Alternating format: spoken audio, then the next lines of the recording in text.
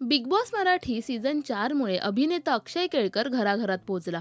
Big boss मराठीमुळे अक्षयला एक वेगळीच ओळख मिळाली. तर सध्या तो कलर्स मराठीवरील अबीर गुलाल या मालिकेत अगस्त्य ही भूमिका साकारतोय. परंतु तुम्हाला माहितीये का, अभिनय क्षेत्रात येण्यापूर्वी एका ॲड एजन्सीमध्ये अक्षयने काम केलंय. मला तसं काही घरातून जॉबसाठी प्रेशर नव्हतं, पण मी एका ॲड एजन्सीमध्ये लागलो होतो.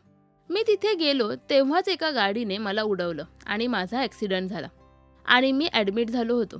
तेव्हाच मग ठरलं की देवानेच सांगितलंय की अशा ठिकाणी जॉबला जाऊ नकोस. सो माझा फर्स्ट जॉब हा असा होता, असं अक्षयने लाईमलाईट मराठी या यूट्यूब चॅनेलला दिलेल्या मुलाखतीत म्हटलंय.